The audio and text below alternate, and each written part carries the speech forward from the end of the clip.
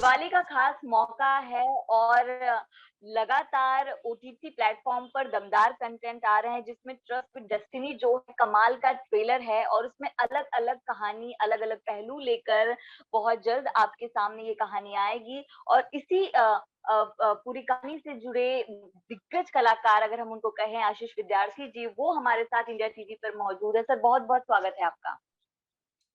बहुत बहुत स्वागत है आप सबका। और ट्रिस्ट विद डेस्टिनी जो 5 तारीख को सोनी लिव पर आ रही है, आ, जी। उसके उसके बारे में आज आप लोगों के साथ बातचीत करके बहुत अच्छा लग रहा है। जी। सर ट्रेलर की बात करूँ तो ट्रेलर तो मतलब आँखें नहीं पलकें नहीं झपक रही थी क्योंकि जिस तरह बनाया गया, एडिट किया गया है और पहले शुरुआती कहानी का जो झलक है वो आपकी कहानी की दिखाई जाती है। तो सर अगर मैं बात करूँ तो रेसिज़्म को लेकर भी जो है आपकी कहानी कहीं उससे थोड़ी-सी जुड़ी हुई है। तो क्या ये हम्म। आपके साथ निजी जीवन में भी आपने देखा है या फिर किसी और के साथ आपने इसको देखा है? प्रथा जी, अगर आप देखें रंग भेद, एक तो रेसिज्म की तरीके से समझा जाता है विदेश में। जी। लेकिन अगर आप भारत में खासकर देखें, अगर हम भारत की ही बात कर रहे हैं, रंग को लेकर तबके जुड़ जाते हैं, रंग को लेकर आप क्षेत्र को लेकर आप मजाक करने लगते हैं। रंग एक बट्टा बन जाता है। बिल्कुल, बिल्कुल। और मेरी पैदाइश दिल्ली है, परवरिश दिल्ली की है, तो वहां पर बड़ा जब हुआ 1980s में, 70s में, 80s में जब बड़ा हुआ, तो रंग को लेकर ऐसी खुलाखुल बात हो जाती थी, कोई शर्माता नहीं था बात करने के लिए। तो मैंने अच्छा। ये पाया कि बात बुरी जरूर लगी बड़ा होते होते, लेकिन मैंने एक चीज जाना कि आप सबके मुंह बंद नहीं कर सकते। जी। तो क्या क्या मैं इंतजार करूं कि सबके मुंह बंद हो तब मैं खुश हूं, या मेरे पास एक और चॉइस था? मेरे पास चॉइस था कि मैं वो चीज जो लोगों को लगती है कि मुझे बुरी लगे, मुझे उससे बुरा ना लगे। तो मैं आपको एक एग्जांपल देता हूं। अगर कोई किसी को गधा कहे ना, जी। तुम गधे हो, गधे हो, तो बात बुरी लगती है। लेकिन अगर कोई कहे कि तुम जिराफ हो, तो समझते हैं क्या कह रहा है भाई, जिराफ क्या है। तो गधे से जुड़े हुए कुछ मायने हैं हमारे दिमाग में, जिसकी वजह से हमें बुरा लग जाता है। तो हम इंतजार करते हैं, मुझे गधा मत कहो। और जिराफ के लिए ऐसे कोई मायने है ही नहीं हमारे में, क्या कह रहे हो, जिराफ हंस लेते हैं हम। तो कहीं ना कहीं जी। दुनिया ऊट पटांग शब्द का इस्तेमाल कर सकती है, वो है दोस्त। उनको धीरे धीरे समझ आएगी, कुछ लोग ज्यादातर कुछ समझेंगे कि शायद इन शब्दों का इस्तेमाल ना किया जाए, ये ना सोचा जाए कि कुछ होना बुरा है और अच्छा है। लेकिन तब तक मैं लोगों जी। को हमेशा मैं मोटिवेशनल टॉक्स भी देता हूं, इसलिए मैं लोगों को बताता हूं कि अगर आप इंतजार करें कि लोग गाली देना बंद करें तब आप खुश होंगे, तो आप इंतजार करते रहेंगे। लेकिन कैसा रहेगा जी। अगर आप समझ लें कि वो उसको गाली की तरह इस्तेमाल करें, लेकिन आप वो नहीं है। और जब आपको खुद पर यकीन हो, और जब आप ये जान पाए कि किसी के कहने से आप वो नहीं बन जाते, तब सचमुच हम फ्री फील करते हैं। और ट्रिस्ट विद डेस्टिनी की खासियत ये है नम्रता जी, कि प्रशांत ने इन 3 कहानियों को, ये 3 कहानियों की एंथोलॉजी है, इस तरह से लिखा है कि उन्होंने कहा है कि ऐसी ग्रंथियां हमारे अंदर हम जब पाल के रखते हैं, तो हम चाहे बहुत सक्सेसफुल हो जाए, चाहे दुनिया की नजर में बहुत बड़े हो जाए, लेकिन वो ग्रंथि हमें अंदर से कचोटती रहती है, हमारा खून बिल्कुल। जी। डालती रहती है, हमको डिसएम्पावर करती रहती है। और इसलिए बहुत खूबसूरती से प्रशांत ने इन कहानियों को लिखा है और डायरेक्ट किया है। बहुत बेहतरीन एक्टर्स उन्होंने मैं भी हूं उसमें लेकिन मैं कह रहा हूं कि बाकी एक्टर्स भी बेहतरीन एक्टर्स। तो मुझे बहुत आनंद आया इतने जी। अच्छे एक्टर्स के साथ काम करके। मैं बहुत कुछ सीखा। और तो इसलिए बहुत एक्साइटेड हूं मैं। देखिए, ट्रिबेका फिल्म फेस्टिवल में हमको अवार्ड मिला है इस फिल्म के लिए। सो और अब वर्ल्ड वाइड ऑडियंस इसे 5 नवंबर को देखेगी सोनी लिव पर। So we are very excited about it. जी। आशीष जी, एक ये सवाल है कि आपकी जो कहानी है वो रंग-भेद को लेकर दिखाई देती है, एक असम्पशन को लेकर दिखाई देती है। क्या आपको लगता है कि ये आपकी फ़िल्म में तो एक छोटा-सा हिस्सा है क्योंकि अलग-अलग और कहानियाँ हैं।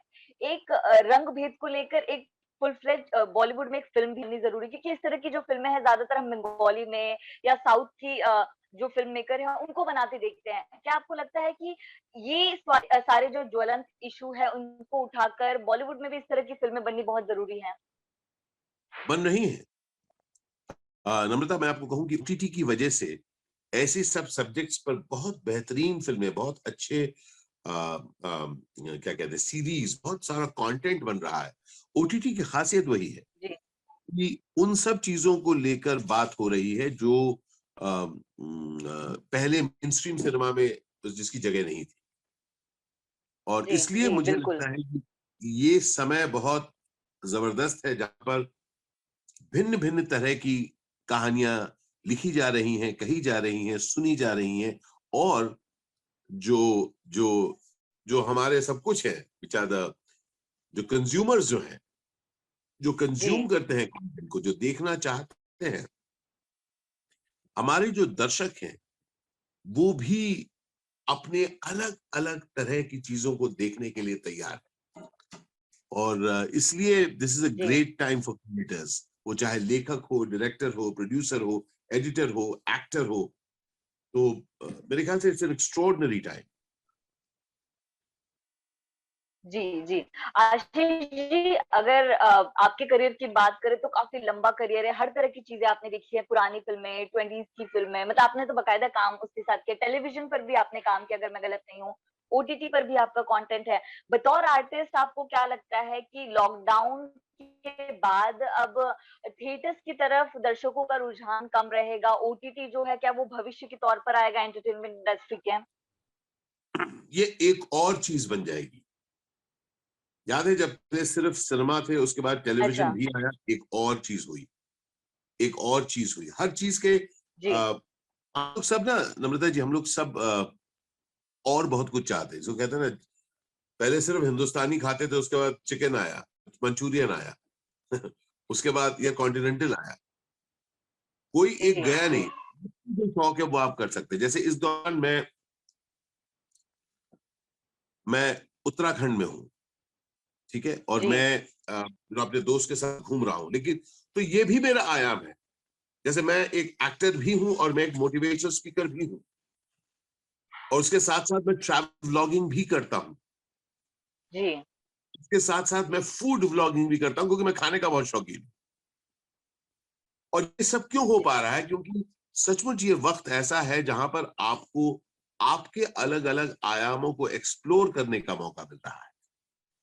और जी, ट्विस्ट विद डेस्टिनी की खासियत मुझे ऐसी ये लगी कि जैसे नेहरू जी की स्पीच हम सबको याद है, बिल्कुल, जब उन्होंने बिल्कुल। कही आजादी आजादी के, उन्होंने उस मध्यरात्रि को उन्होंने वो दी थी।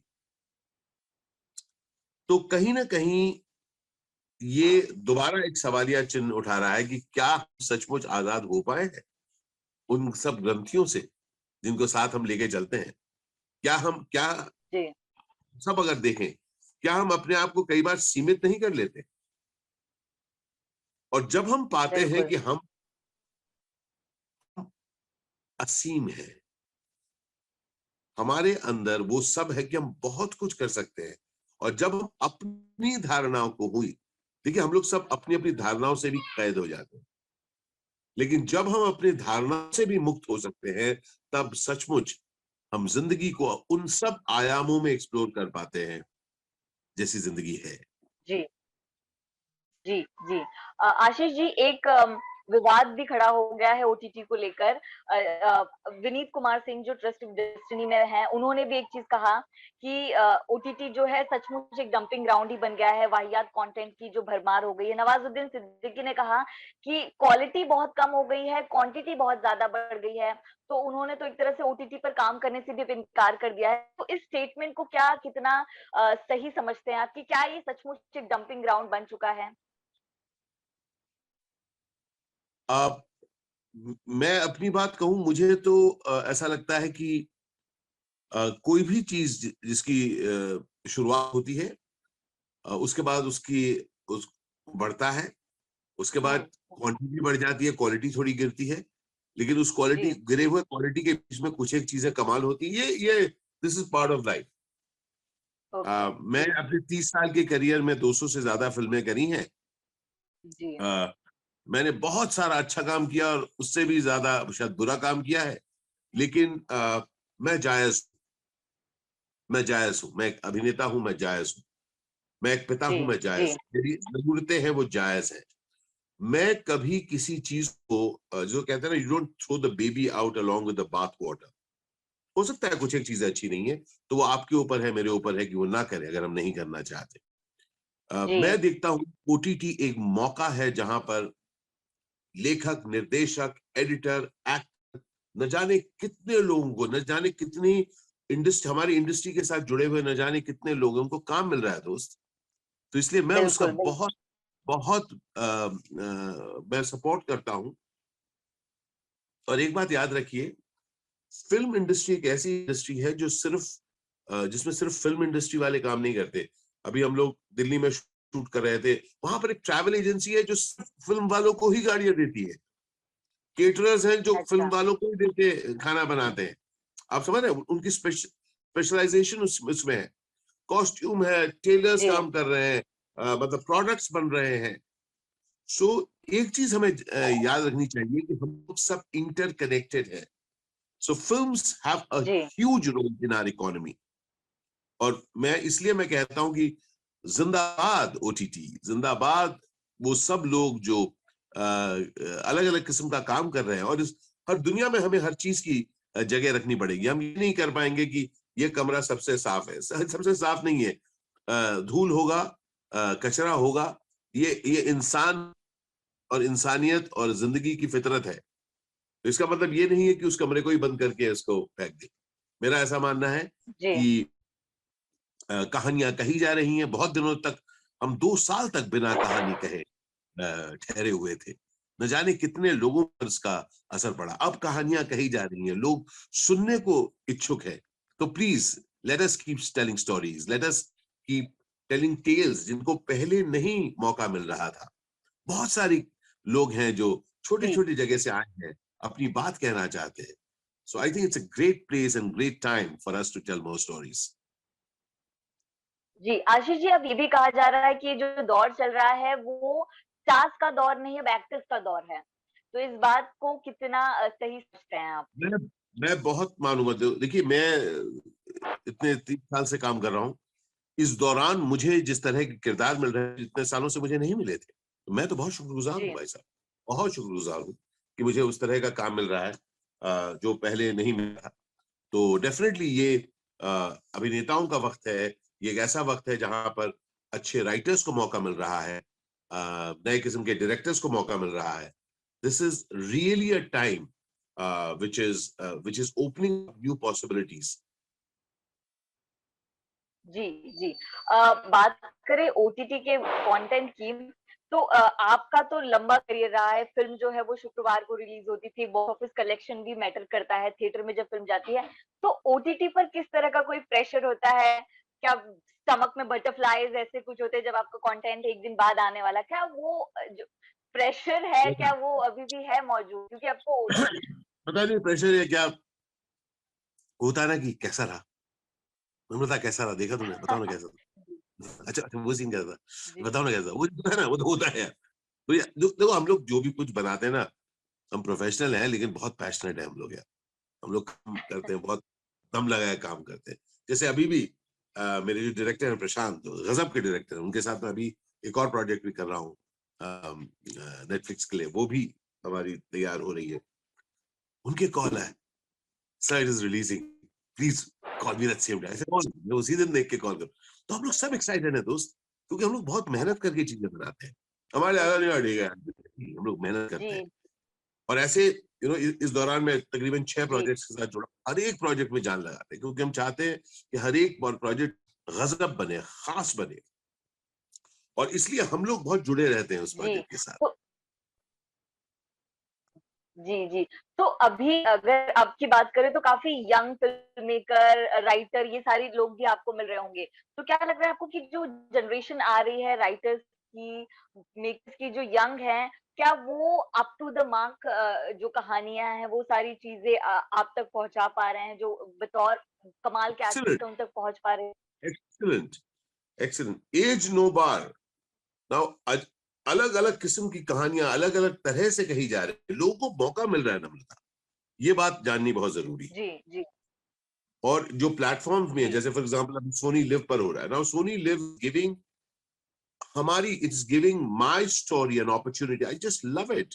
जब इतने ज्यादा लोग ऐसे प्लेटफॉर्म पर आकर कुछ खास और अलग किस्म की, देखिए नम्रता, आपके अगर आप नोटिस करें, आपका चॉइस अलग हो सकता है, किसी और का चॉइस अलग हो सकता है, और कई बार होता है ना यार, आज मन कर रहा है इस तरह का कंटेंट देखो, तो आज आपके पास वो अवेलेबल है, समझ रहे हैं ना? जी जी that is the great thing about OTT. तो इसलिए this is a fantastic time. और somebody like me, जिसको मैं यकीन रखता हूं कि वी आर ऑल ऑल्सो, हम लोग सब ये भी हैं, ये भी हैं। और जब हम जिंदगी के जी आयामों को एक्सप्लोर करेंगे, तब हम सचमुच अपने आप को बड़ा समझ बना पाएंगे। और कहीं ना कहीं ट्विस्ट विद डेस्टिनी की कहानी भी वही है कि तीन अलग अलग किस्म के लोग जब जिंदगी के कुछ आयामों को एक्सप्लोर करते हैं या नहीं करते, तब उनकी जिंदगी कैसी होती है।